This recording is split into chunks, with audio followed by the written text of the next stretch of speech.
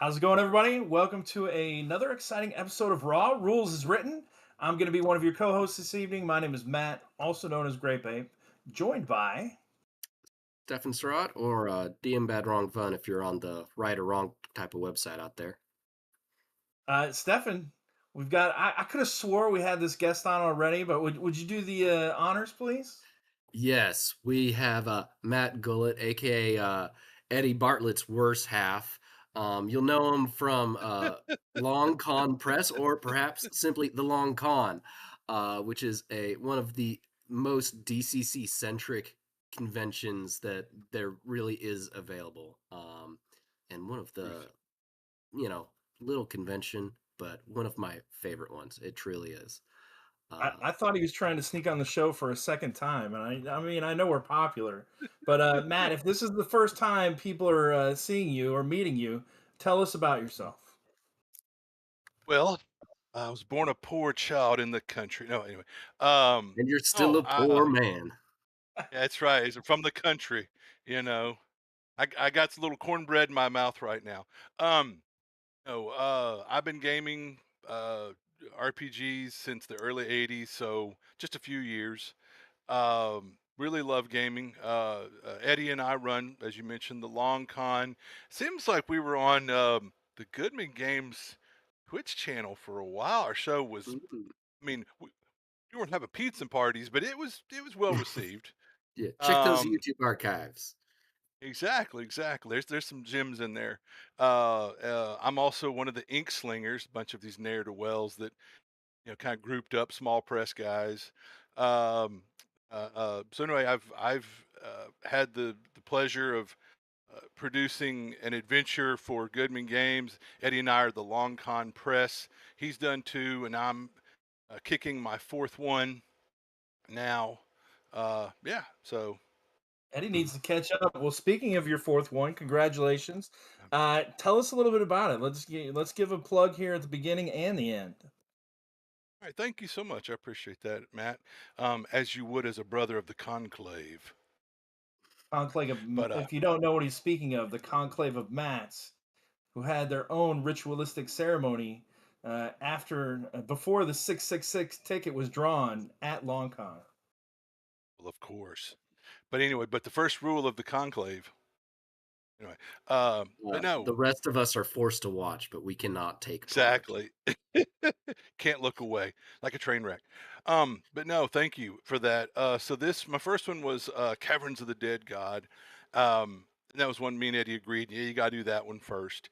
But the one that I wrote actually well before that was this one, which is the Malefic Manor of Count Grigorovich, and it's went through a revision of titles over time. But I've been running this in some form or another since 2013, so it's really been play tested, very well received, running at cons, home games, etc. And so it's kind of a horror module, but it's got a lot of different neat elements.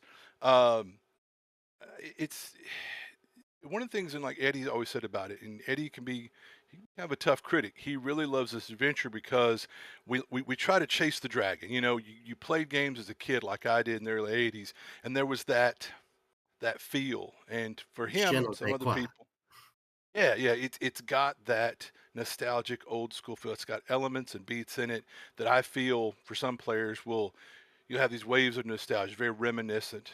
But it's more than just a mansion crawl. It's got factions and traps and riddles and puzzles. Definitely for your typical just kill the monsters, take their loot. You'll have fun in this adventure. There's some new monsters, new magic items. But if you're a thinking man, this is like that old school adventure where a thinking man could really accomplish, or gal, could accomplish more in an adventure like this if you're paying attention. Well, I think you nailed it on the name. I love Malefic and I love Grigorovich, both outstanding words. But speaking Thank of you. thinking, we're here to talk about some rules. So I'm going to hit you with our first question. And we've only got, Stefan, we've only got one more episode of Xcrawl Rules left before the end of the year. And in January, we're going to have to hit something else. But Elaine, if you Unless we bring up just start question one, tackling every single spell there is. that's true. We could do that. I mean, I think Hmm. Brendan might have been waiting for that. He's Uh, asked for it. what are the Imperial Rules of Xcrawl for this one? And this one's kind of in the back of the book. It talks about a lot of the rules, but if you want to get down to the manual, the big, thick, weird frontier-sized manual, the Imperial Rules of Xcrawl in the back. What can you tell us about that right off the bat, Matt? We'll go into each issue a little bit more detailed, but give us what we're looking at. Well, it was talking about the rules for the dungeon, judges, what they can and can't do, things about like non-com badges for retainers and referees. One of the things I remember I was reading, uh, uh, the DJ cannot disguise a hazard, trap, or monster as a referee, etc. Which I thought that's probably good that he covered that, because I could see a devious DJ, whatever. So yeah, I'm sure that there's a lot of other rules there, but those are just a few that come to mind. Well, so Elaine, if you'll bring up handout 1A for us, Stefan and I at LongCon talked about some of these. We had a little discussion about some of these crawls that may not have been exactly legal at the inception of Xcrawl, but then on July 15th, 2003, Emperor Ronald I determined not to let his brainchild die due to lack of regulation, and falling audiences issued this formalized edict that gave answer to any rule dispute. And handout 1B goes into address the main headings of each of those. The first, which is crawlers. And so, if you'll bring up handout 1C, please, for us, Elena. Crawlers have to be members of the Adventurer Guild in good standing, not on probation for guild rules and violations, paid up on dues. Now, I looked through the whole book and I couldn't find anywhere where it said what the dues are for the Adventurers Guild. But on page 283, it does say that if you're part of the Necromancers Guild, you have to pay 2,000 gold pieces a year. Uh, so, Matt, usually we've got like Funnel, Division 1, 2, 3. Would you guys say that there's different guild levels? There may Or be, is I'll say, three? typical union dues is like 1 or 2% of a worker's wages. So, it's not going to be it's not outlined in here, but that's probably what it about is. If the Necromancers Guild is 2,000 gold pieces, what kind of price would you put on the Adventurers Guild dues? I figure it's like a SAG card, every actor has to have one, or they're frowned upon. Matt, what do you think? Well, that sounds more reasonable though. 1-2%, maybe like 10% or something. But I don't know, 2,000. What would be a typical? How much cash you should accrue in a year of play? What would you just spitballing? That all depends on how many crawls you get invited to and what Mhm. tier they are. Yeah. So there's going to be various different tiers, and so I think I might have, if I was building out my campaign for Adventurers Guild in Xcrawl, I think I definitely have different levels, like the lower Yeah. division, maybe like 20 gold to start with, Well, and and do maybe like professional a monthly. monsters, I mean, that's for crawlers, but do professional monsters have to pay dues? They're not in the Adventurers Guild. But I imagine there's other guilds, you got your sound guys, you got your, you've got all the things that you would have of a typical, live production. And they're all union paying members. So we've got a bunch of other ones. So I think, what we read here is quite crawler focused. All right, let's give Matt some basic numbers. If we were doing a crawl and it was the lowest tier, Stefan, what do the tiers go? Do they go 1, 2, 3, or 3, 2, 1? You mean in like the different divisions for, Yeah. we start out lethal and non-lethal? Oh, why Division, you ask me questions to embarrass me, Matt? because no, Um, I'm embarrassed that I don't know it. I think Division 3 is the most deadly, but pays the best, Was highest yeah, you level. prepared for this at all? all right. No, Division 5, there's some varsity, but then you get into Division 5, that's the least deadly, and then Division 1 is the most deadly. So And five and it goes. 3 is where we start doing lethal crawls. All right. So Matt, a lethal crawl, Division 3. Let's say your prize for that crawl, besides a year's Salisbury steak meals and buffer car wax, turtle on, um, maybe like 600 gold. Maybe like each crawler is going to make 100 gold. So that would be for one crawl. If they don't die, you figure after rest, maybe they do 12 crawls a year or one crawl a month or something like that. So, and that's if they're on the grind, they're doing one a month. Let's say they do 12, make 100 gold pieces for that first year, 1,200 bucks. How much would you charge in your world for the Adventurers Guild dues? Well, already you've kind of blown the whole 2,000 gold for the necromancer good out of the water because you wouldn't have enough to pay that. I mean, That's true. from the example you just gave. So, like I was saying before, say if you did 10%, I think, because if you're making more money, you're paying more, so it works. If lower tier, higher tier, you're paying more dues, you're making more money. Like a fixed 10% or something, I think, just spitballing. I mean, Yeah. if 10% gets me, healing after the crawl and whatnot, what are we getting out of this? Am I getting health care? Am I getting a trainer? Yeah, that's a good question. Is there some Am I healthcare getting in there? legal representation in case I like accidentally, hit a non-com? Yeah. The Well, I and will say, you could make some side income. That leaves a lot open for side income. I could be selling my Salisbury steaks to Eddie on the side, for another $200 a month. Got the some bit in the optional income rules there. where it was talking about if what is it? If the players are called to, if they kneel or yield or whatever, the monster's not obligated to accept that, but they have to accept it if the monsters yield. I was like, uh-oh. But I think there's a certain little bit of leeway. Like if you happen to get that one last hit in before you realize, oh, they yielded. There's Isn't a that messed little. up? Yeah, we're gonna talk That's what I about was that saying. one. I was reading that. Yeah. Okay. Yeah. I guess I'm jumping ahead. Typical me. I jump Let's ahead. go to equipment Maximus. Elaine, if you bring up handout 1D for us. The following equipment is absolutely prohibited: poison, firearms, propulsion weapons such as air rifles, rockets, gas powered. So no chainsaws, no drills.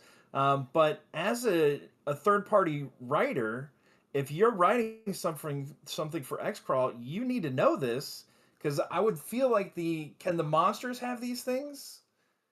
I'm not sure the same restrictions apply to the monsters. Can we have a guy running around with a chainsaw or poisonous smoke bombs?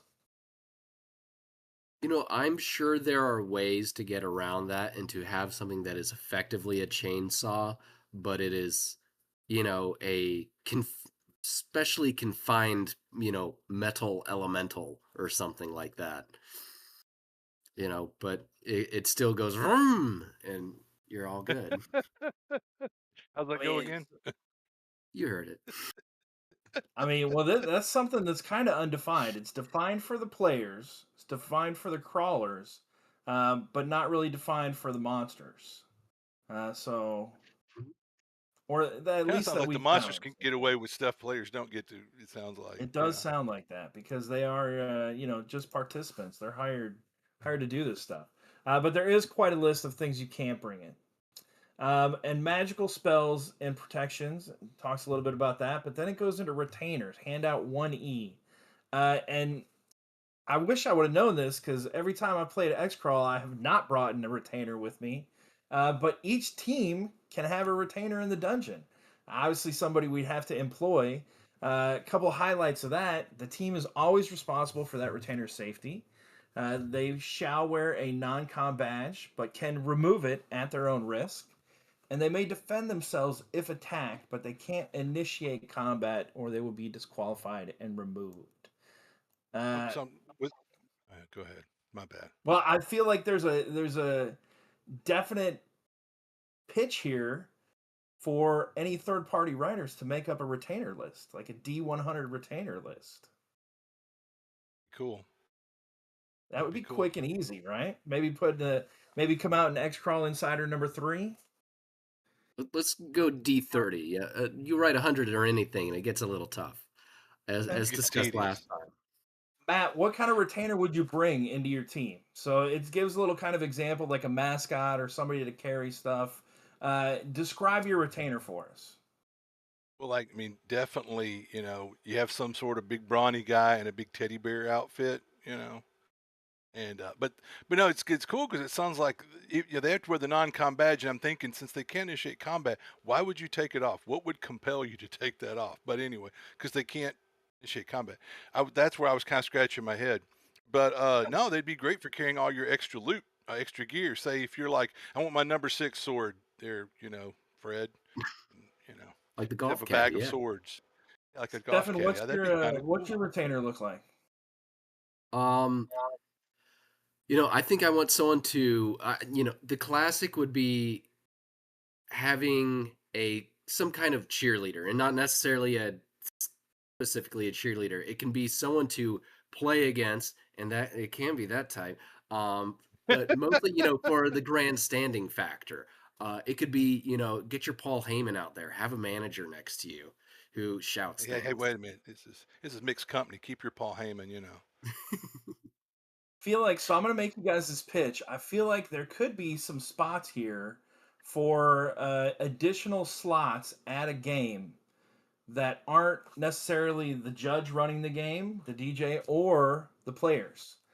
So stay with me here. We've all got significant others that don't necessarily play, but if they came in to be a mascot, or as we'll talk about later, a referee, someone in that spot, and just like once an hour they're reading a book next to you, and you look over to them and you're like, "Hey, retainer, what do you got for us?" And they're like, my wife would be like, "Yeah, go, good job, guys," and then she'd go back to reading. I mean, it would be hilarious, but Yeah, you're onto Yeah. something. I mean, you could also pull in like some, have some really fun character moments of like, hey, my retainer is my uncle who used to be a really great crawler back in the day, but now he's like 80 years old. So, he's you hit him and He's he's on a gonna walker. crumple. Yeah. Yeah, he's on a walker. You've got like mummified Ric Flair back there who's just like yeah. I mean, that's a Woo! great idea. What if it is a retired crawler, and this is how they make their bucks after they retire? Yeah. And Yeah. if your character dies, you step up, you rip the non-com badge off, and you're back in it for one more crawl. Hey, yeah, that's a quick way to bring, replacement character in. Yeah. I think there's 'Cause a good thing for the character, for the retainers. because All there right, is let's move yeah, on. there's rules for bringing somebody else in, but you're gonna get to that in a minute, I'm sure. The well, what kind of rules? You tell us. What do you got? Well, I'm trying to remember the term, but basically you can have your understudy or whatever, you have your backup, and it's when they like he encouraged when you make your main characters, everyone make a backup character, and it's always one level behind your primary. So if and when your primary becomes or whatever, here comes in your backup, and there's a term for it. I can't remember it right now, um, but yeah. And then go ahead. Preferred player. Yeah. Yeah, yeah. And what was clever was he talked about you should have some sort of a penalty for bringing in that secondary. You go, well, why? Well, because some shrewd players, like think about, it, they might purposely have their primary who just doesn't set the right now. Wow, we really need my wizard backup. Well, I'm going to purposely do something that gets me disqualified so that I can bring in my wizard. Aha. See, like a Mhm. shrewd player would do something like that. And so there's penalties for bringing in your secondary. That was what I read. It says understudy. Is that the word you're looking for? Yeah, yeah. There you go. So yeah, And I love Diego's idea too of having the naive intern as oh your yeah. retainer. I'll also suggest, hey, maybe your crawler's divorced and it's your weekend with the kiddo.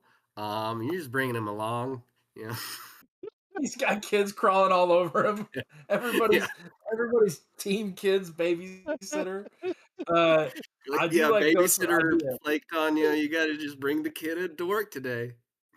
The naive intern crawler. I mean, just like the skull would go through interns left and right. If every match you show up and this is like intern 74, the next one it's intern 83.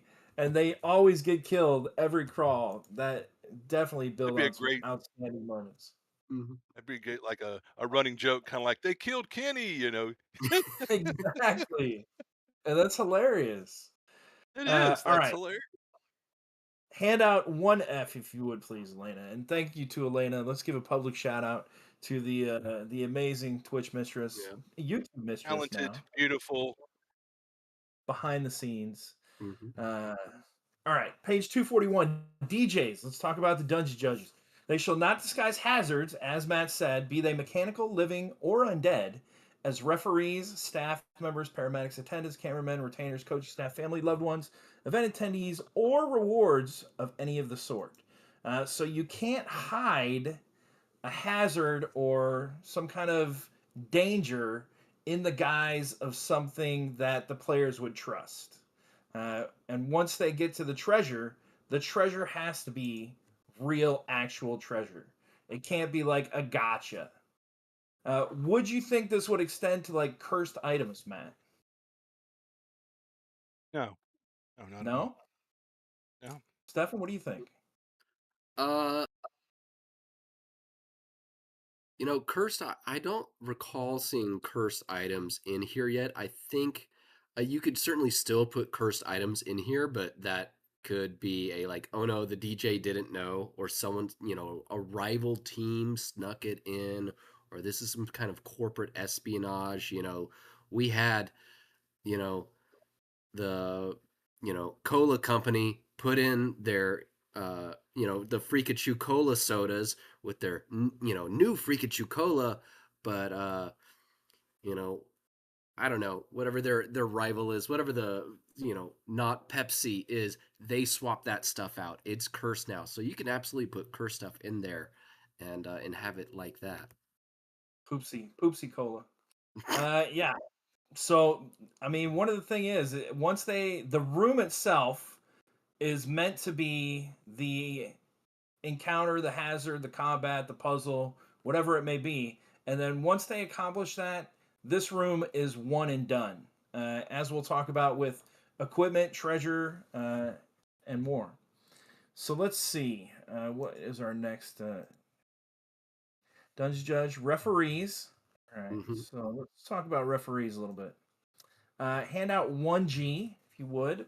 The job of the referee is to ensure that the crawlers and monsters conduct themselves in a manner consistent with the rules of Xcrawl. Now, I'm thinking that the referee and the dungeon judge are the same thing. But this is where I started developing the idea that you could have a different referee, a person who kind of want to watches the game but doesn't want to play. Maybe they want to learn the system. Maybe they're just a plus one.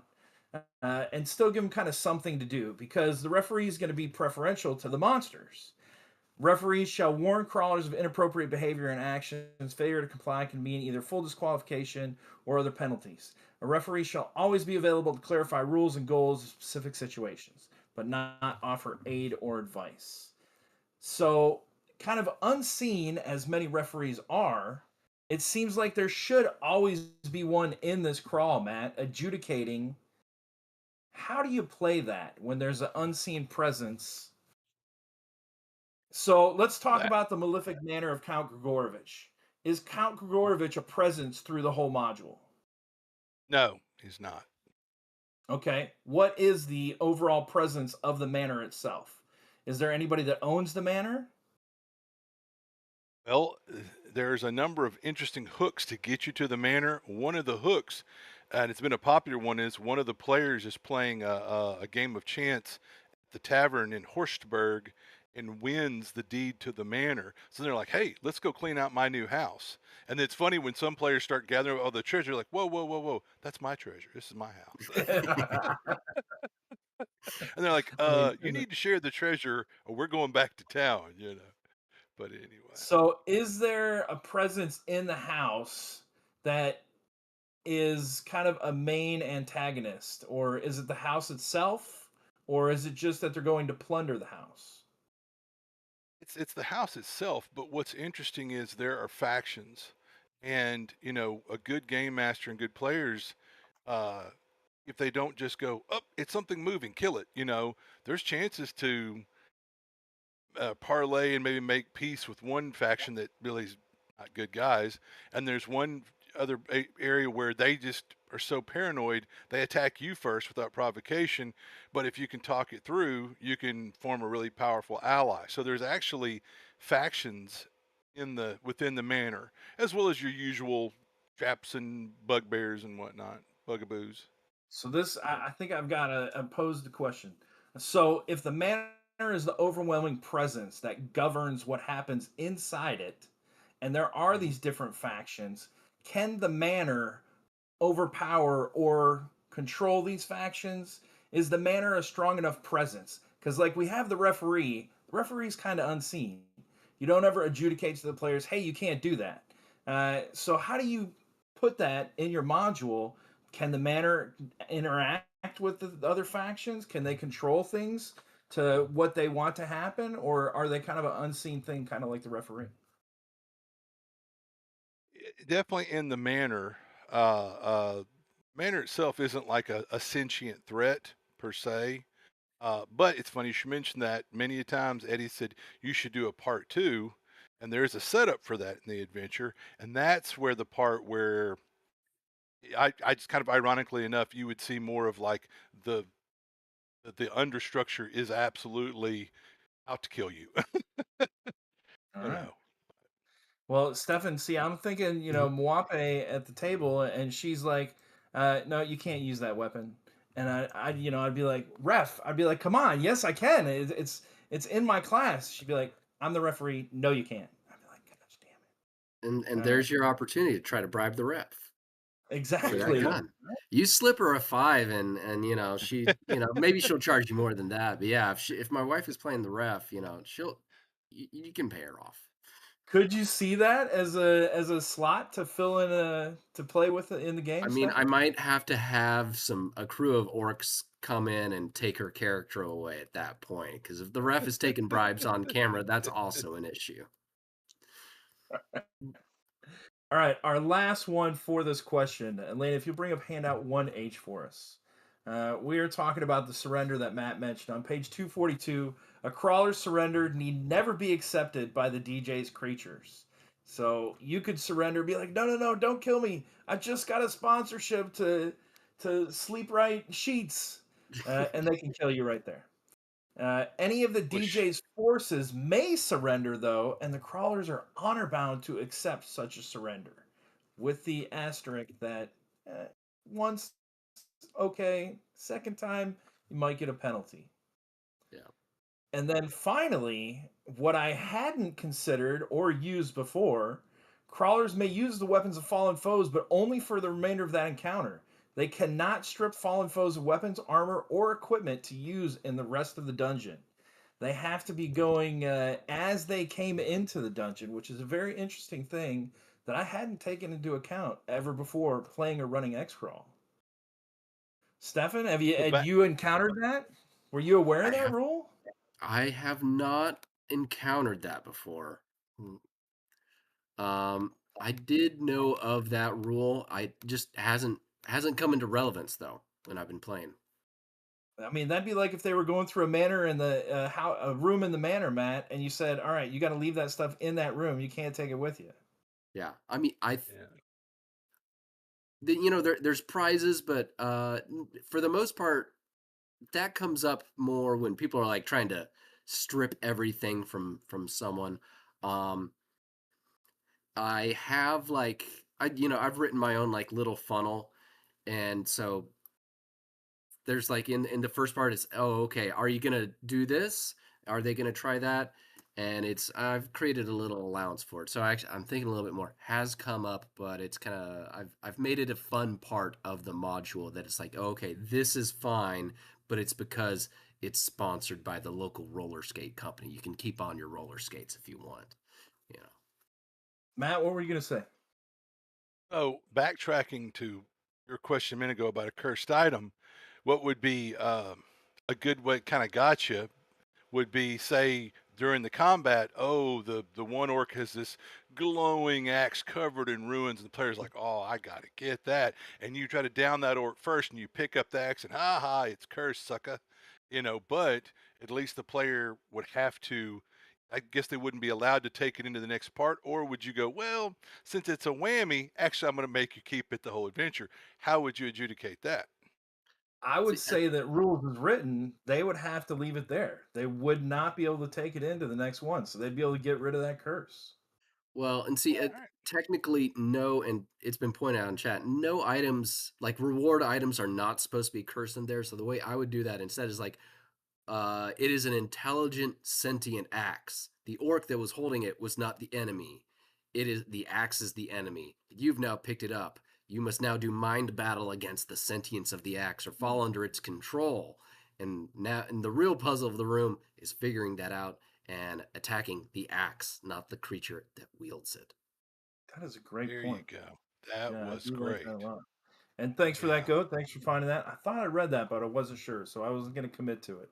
Uh, I do love the fact that they can't take it into the next encounter, though. They have to be prepared as much as they were or weren't when they showed up.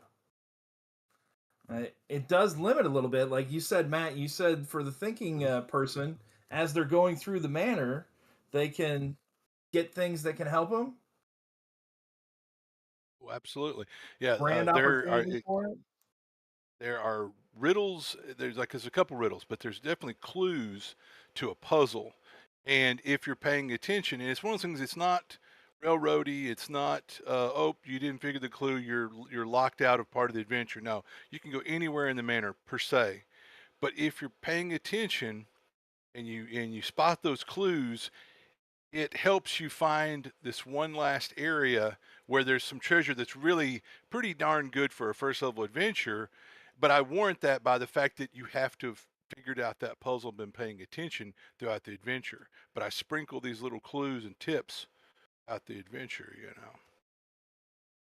The going back to a couple weeks ago when we had Valerie Emerson on, Xcrawl's Got Talent has two old crawlers that are there with their signature weapons.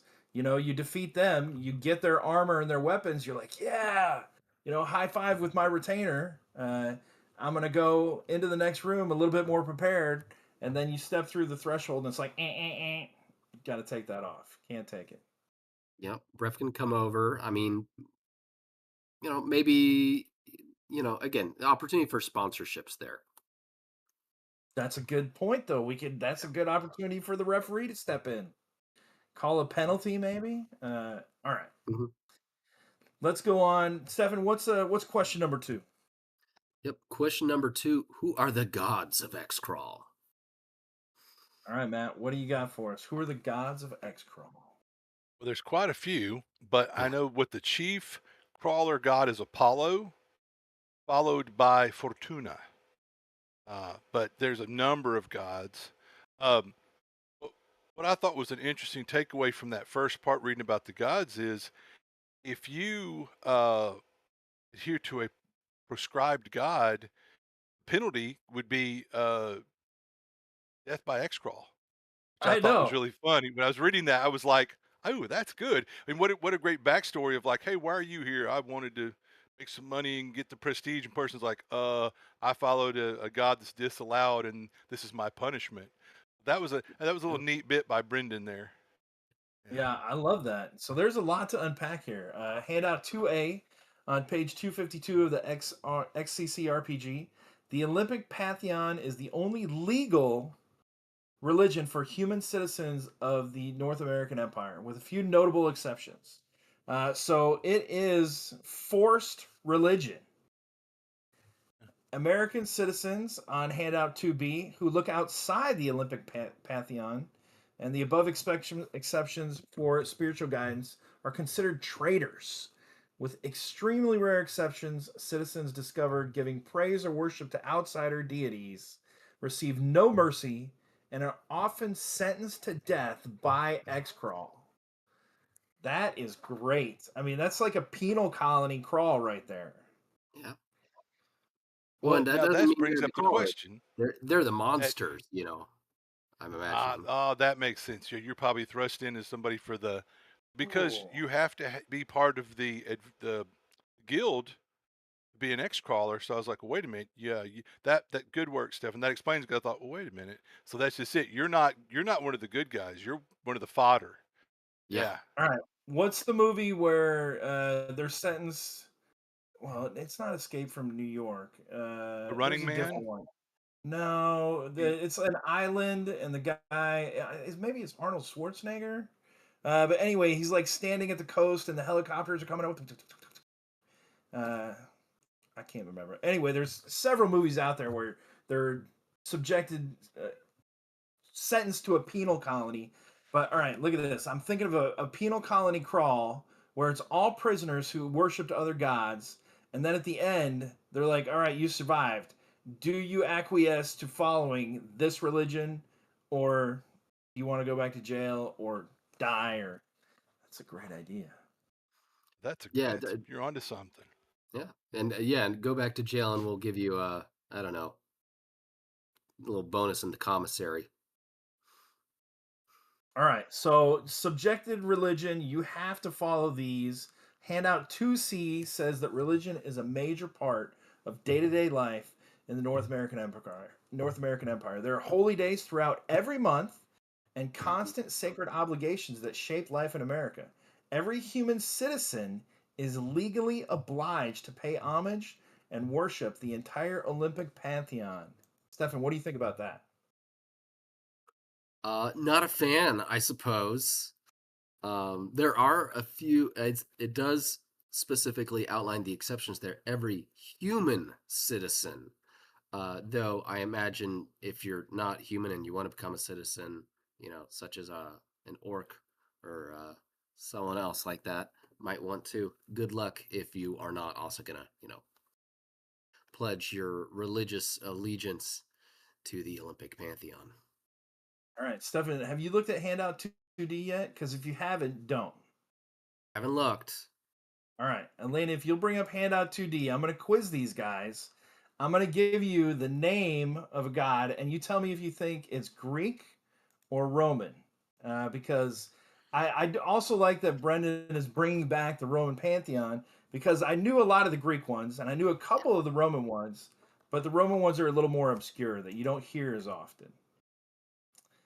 So we're going to start out easy. Matt, Jupiter is equal to what Greek god? Jupiter is Roman, and Zeus is his Greek counterpart. Correct. All right, Stefan. Poseidon is the Greek god equal to what Roman Ooh. god?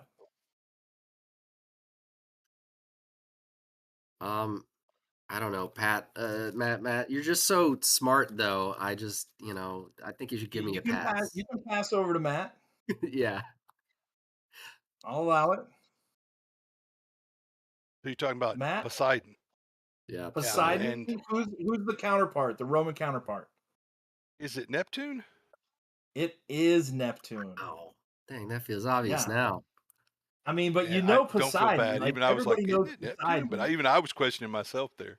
Yeah. But Neptune is, you've heard the name before, but you never really related it to the trident throwing Mhm. god of the sea, right?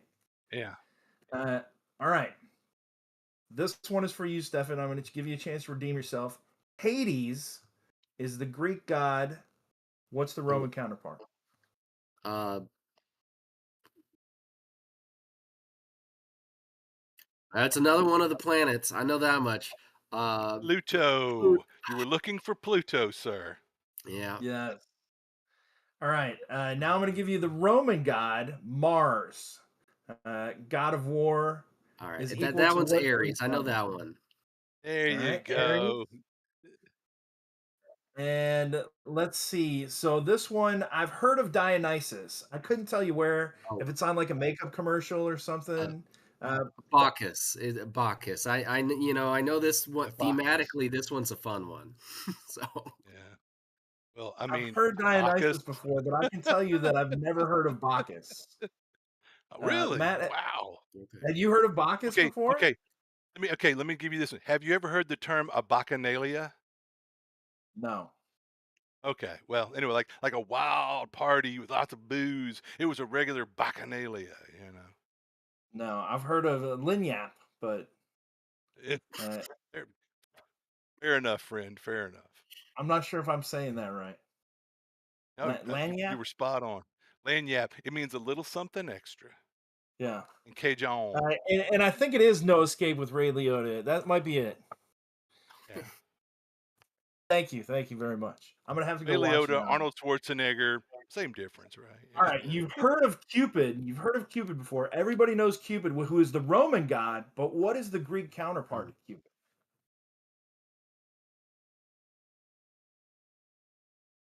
Eros. All right. Eros? Did you study? Are you looking at the book? No, bruh. God is my witness. When I was a kid, I was crazy for the Greek and Roman gods, and I've still got a paperback book on a shelf somewhere that's, yeah, I mean, as a little kid, I was a dork. Outstanding. Total little dork, you know, All knew all right, that Stefan, stuff this is as a your kid. last chance to All right. redeem yourself. This is our last quiz. Which would you prefer, the Roman or the Greek? You've probably heard both of them. Give me the Roman. I'll see if I can match it up. The Roman is Terra, Terra, god of the earth. Gaia. That is correct. Bravo, And so bravo. I was looking at the list though, and it's weird that you've heard some Roman gods all the time, like Cupid, but hardly any Eros, not that much, and Poseidon and Neptune, and so I was really digging that he brought back the Roman pantheon. Yeah, that's cool. All And right, Juno moving and on. Hera. Yeah. Let's take a look at two of our gods. We have on page 256 Mora, alignment chaos. Favorite weapon is the short sword. Sacred days October 5th, only one of them. The patron of science discovery, Mora is much maligned minor power who is rarely invoked. Academics and futurists tend to revere Mora, as do mathematicians, architects, inventors, and lab researchers. Maybe gnomes. She has only one major temple in the NAE and a rather drab building on the campus of Boston University. So, what do you think about our God profile, Matt, in comparison to the DCC gods? I really like how he tied all these different deities to a place on our earth. And a lot of times there's sort of an amusing, if you think it through, that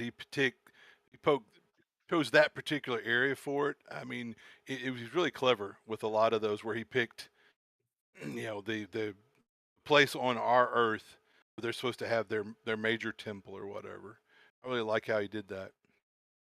Well, yeah, all the major temples in the NAE, Stefan, are this is where you have to have a temple in the NAE for all these gods, right? I mean, where else are you going to get worshipped at? You have I your like that. offerings. I like that each one has their own weapon. In DCC we have like a group. The gods, these gods like this group of weapons. These have a very specific one, so you can get that individualized thing. And then also of note for all the players out there, it gives you a sacred day. And some of them have a lot, some of them only have a few. But if you're the messenger, you get a bonus if it's your god's sacred day. So when you're playing a game, you should say, "What day is it?" And I would expect most judges would say, "What's the date today?" "Oh, it's 11/18." And if that's the chance for your god, then I would claim that bonus in a heartbeat. That's usually how I do the weather when people ask me what the weather's like. I'm just like, what's Evan, it? Yeah, look out the window. you want to present handout 2F, our other god? Yes, I absolutely would. So this one, it got a little bit more to it. Vesta, alignment, law, favorite weapon, spear. We got 3 sacred days because we got the feast on January 15th. We got May 15th, undefined sacred day of choice. And the Festival of Fest on June 9th. It's the largest formal following of any power in the pantheon. Uh, goddess of the hearth and fires in the home, so health and light. And anyone who wants happy home, bountiful children, you're looking to Vesta. Bakers and cooks, so lots of feasting. And even if it's not the feast, if it's festival and May 15th, I don't know what's going on there, but some good food and drink, I imagine. Um, and a big fan of halflings that do worship the Olympic pantheon. But the others got their own. All right, Matt. These are probably the most difficult. Our first one, Mora. Who is her Greek equivalent? Aura. Hmm. Yeah, I'd never heard that name either, and it could possibly be something that Brendan made up. I'm not sure. I say you basically right there. You stumped me on that one. All right. What about our other god, Vesta? I want to say Hera because I remember she was the goddess of the hearth in Greek mythology, but Actually, no. I don't She's know. Juno in Roman, Oh, you're Vesta? okay. isn't she? I No. don't We're know. talking. He was talking about Hera. It's like Juno is Hera, I believe, right? Yeah, you're right. Juno's here, so I don't know. I found Mora. Mora is the goddess of death. Maybe Oh, that's also would that be Moros. Hecate or oh, Hecate? Moros. I don't. Hecate or whatever. I don't know. There is also on the list an Moiro. Yeah, so maybe a different spelling. All right, but Vesta, we should have that one in there. That one's pretty popular. All right. Well, Vesta is going to be. Vesta is Hestia, goddess of the hearth. Uh, because most commoners, they want a good life. They want to all survive. right. It's All right. somewhere when I was reading that lore, it talked about how the halflings were only allowed like citizenship later than some of the other races, like elves and dwarves were given citizenship like well before the halflings were. So did y'all read that when in there? We Oh did, yeah. yeah. Yeah. Oh, and That, we could probably just look on our next slide. Elena, if you'll bring up handout 2G, we've got all kinds of gods, Greek and Roman, on there. But funny enough, I don't see Mora.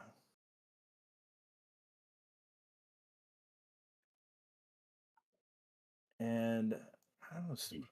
We should probably the group can see that. Matt, if you look over in the chat, over by where your link is, There. you'll also see it now.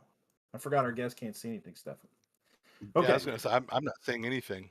I mean, So, I'm not Yeah, that's seeing. on purpose. We like to keep well, I'll you in the say dark. All right. moving on for our last bit, and 12 minutes Yeah. remaining. We got to cover the patrons of Xcrawl. Well, hit him with the last handout, 2H. All right. 2H. Yes. Emperor George Augustus. Page 258. Devoted as he was to his half-elven ministers, he declared himself master of the temple and immediately granted a writ of amnesty to the temples of elves, gnomes, and dwarves. And so that goes on to talk about the other gods that you can follow. Elves, known dwarves, probably half-orc gods in there as well.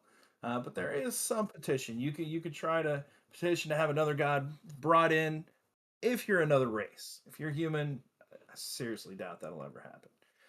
Our third question, if you would, Elena, who are the patrons of Xcrawl? Matt, give us a breakdown of the patrons in Xcrawl. The one that really stood out to me was Prometheus. I thought it was really cool that he had that one in there, but that's one of those ones that's strongly frowned upon. From what I was reading in the lore, which that makes sense, 'cause he's the one that stole fire and magic from the gods and granted it to mortals. Yeah. The patrons kind of got to have them. Maybe not so much as an X crawl, but if you want to tap into that supernatural power, then they are a must. Handout 2A says dozens of ancient ghost demons and undead wizards and extraplanar entities are willing and able to strike a bargain with any arcane caster for power and wisdom. However, the Adventurers Guild normally only allows crawlers to have certain approved patrons. Matt, what do you think about this? That you can only pick. I think there's only 5 in the book. Yeah, So Yeah, there's only 5. Well, I laughed at one point in the flavor text. He talks about why they didn't want you worship just anything. They thought you might summon in some gore covered beast with 20 tentacles and 5 mouths, and people are watching TV eating dinner, and they might change the channel. So we can't have you just summoning any kind of following just any old patron. I thought that was a funny little explanation for it. Yeah, Stefan, if just you're like Elena won't let us curse, and we've got to behave on this show. Go ahead. Oh, I was just gonna say, I mean, Barzotti is like he's the American death maker. Yeah, he's the one where you have to join the Necromancers Guild if you're connected with Barzotti. And I imagine, yeah, like if that's the image you're going for, you might not get some sponsors, but you might get others. Yeah. You've got to think it's Xcrawl family show, tons of death and gore in the competition, but Mhm. otherwise completely family show. Yeah, is this So the hand PG out. era or the Attitude era? I'm not It's just sure. Uh, clean family there, fun. there's so many contradictions that it makes it just amazing. Elaine, if you'll bring up handout 3B for us. A patron pact is not the same as worship. Rather than demanding worship and faith, the patron simply negotiates for power, offering aid for service. It's a quid pro quo, nothing more. Two things you have to have if you have a patron. If you'll bring up handout 3C, patron bond, where you bond yourself to the service of that supernatural entity for favors or power, and invoke patron. In casting this spell, you have to invoke the name of the supernatural patron to request aid and spell burn at least 1 point. Now, Matt, I'm going to ask you something that we decided on Raw. Does that 1 point that you use to spell burn to cast it, do you get it added to your roll? Yes. Yes. All right. Stefan, what do we? I mean, it's been a while. I Did we come up believe with we that same said answer? that no, it's a pay to play type situation. Oh I think we my. did. I But mean, yeah, but that that's was a quite while the ago. sacrifice. Quite the sacrifice. But oh well. It's quite Well, the power, though. You're getting. generally the invoke Sure. like patron spells are a wee bit stronger than like non-patron spells of the same level. So I think it evens out. Yeah. And one Um. thing that you got to pay for. Go ahead, Matt. Just no. Go ahead. Go ahead. You can wait. One thing you have to pay for is handout 3D. All this power does not come with cost. The longer a relationship goes on with the patron, the more their magic becomes affected by that relationship. Eventually, the feedback from the magic begins to reform the spellcaster with patron taint in the image of the patron. So you're sacrificing what you look like by joining, locking into a patron. I'm sure there's some kind of subtext there about becoming famous.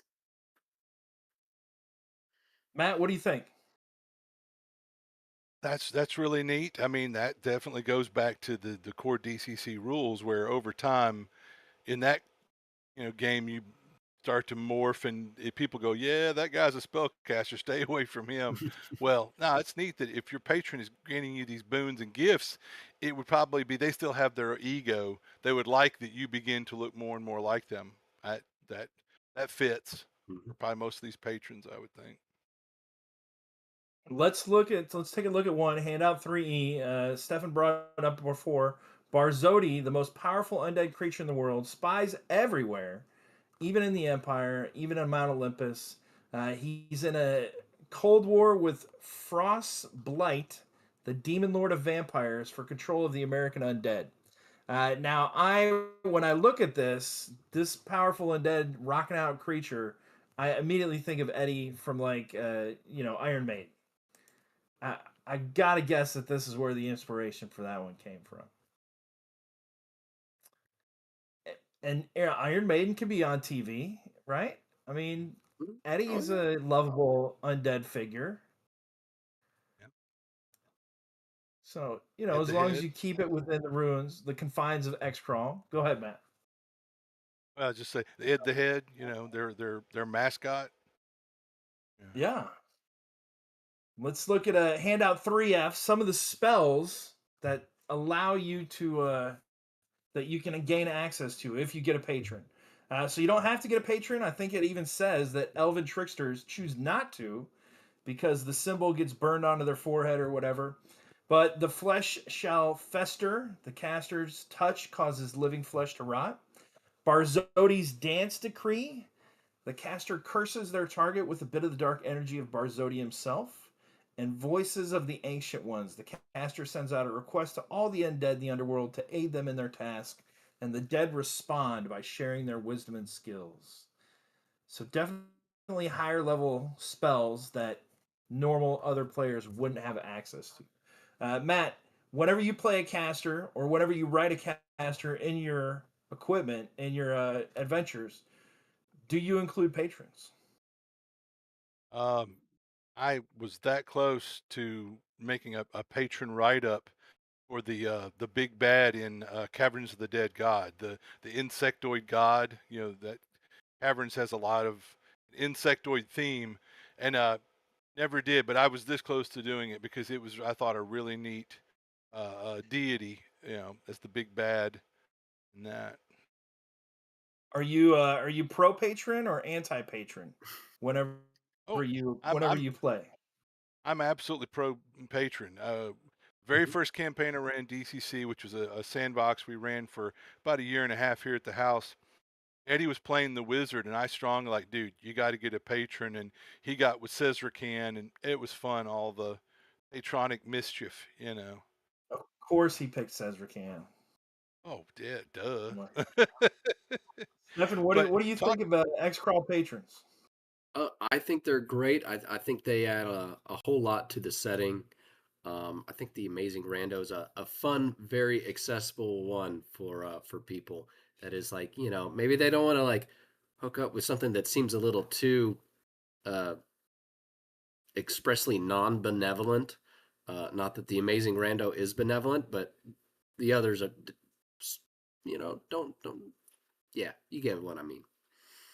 Now, Matt, I don't know if you know, but I've been scouring the Xcrawl rulebook every time we do this for something that will allow me access to firearms in a crawl. Elena, if you will please post the last handout 3G, which evidence, I'd like to introduce evidence item 3G, Stefan. In the max Okay. result of Voices of the Ancient Ones, alternatively, the caster can permanently learn a proficiency with one modern weapon, including firearms. All right, you're proficient in something you're not allowed to use in the arena. I mean, if the god says I can bring it in there, I mean, He if didn't my say that. patron says, He didn't say that. he kind of did. No. By, He kind by of did giving is me different than access, doing something. by giving me access to that power, he's granting permission. Isn't that right, Matt? Well, he might have granted you permission, but by the rules of Xcrawl, you couldn't bring that gun in. I But you're mean, quite proficient with it. I think Barzodi is giving an opportunity for a Matt, gun to be introduced. I'll call myself proficient in guns. I got a safe full of them. That's how we do it in Texas. We all seem you get off the plane and they hand you a pistol belt when you come here. Um, that doesn't mean I'm allowed to do anything I want with them. I can't just bring them everywhere. I mean, you can in Texas, Well, unless they have you you post know, a sign on the door. okay, just because the law lets we're getting into something we don't need to get into, but just because I can do something doesn't mean I should do something. Ding, ding, ding. Yeah. I'm pretty sure Barzodi wants me to bring a gun into a crawl. That's why he gave me proficiency with that. Uh, I, I'm sure we'll he just leave it at does. that. I can bring a We're rifle out of into time. We're out of Kmart time. technically, but We that doesn't can't mean I'm hear going to any have a more good rebuttal day on if I that. do We're that. out of time. Matt, tell us once more why we should back the malefic manner of Count Grigorovich. Uh, I want to know who Count Grigorovich is. Give me something. Where did that name come from? There's got to be something. Okay. So, the trying to remember the blurb, which is basically the House Grigorovich and two decades ago, the realm knew plenty, and everyone was so happy because the harvests were bountiful and the forests were teeming with game, and everyone had their fill. Even the peasants, were just their lives are so idyllic. They had everything they could hope for, but it was only because Count Grigorovich and his family had made dark bargains with evil, evil gods. And then finally, on the night of the harvest feast, when they were having their revels, a bacchanalia, if you will, uh, at the manor, that's when the curse fell. Bam! And people fled the house. The few that survived, some were driven mad, and other ones, talked of horrors unimaginable. And people have given the manor a wide berth for, yay, these 2 decades or whatever. Dare you enter, the accursed, the malefic manor of Count Grigorovich? Yeah. All right. How long is it going to be crowdfunding for? We've How got much longer 6 do we more got? days. 6 Any stretch days. goal? We've already smashed through the first 2, and I thought, as of this morning, we were creeping up to about 8,000. I thought, I don't know if we get this last stretch goal. As of before I got on the show with you guys, boom, we're up at like 8,500. So just 500 more, and we'll get to the next stretch goal. And if we do, I'll have to come up with some more stretch goals. I only had 3 initially, so I really appreciate everybody that has kicked it so far. That was my childhood dream as a kid in the 80s, that I could be a game designer or whatever, a creator, and it's just really touches my heart that people have helped make that a reality twice now, so that's really awesome.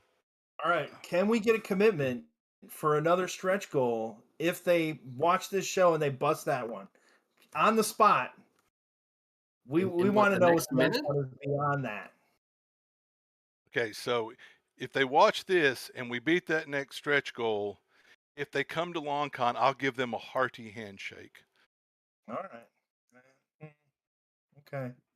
I guess that beats the hug you get otherwise, right? Yeah, It beats a the hug, a kiss. hug. Yeah. All right. Well, thanks for being on, Matt. Stefan, you got anything for our fans out there? No, I hope everyone has a wonderful Thanksgiving. Make sure you spend it with people who love you and treat you right. We are going to be back Oh. on December 2nd with the Brendan LaSalle, where we will get the answer to all these questions and see how we did on this episode. So until then, we'll see you later. Thanks. Thanks, guys. Appreciate it.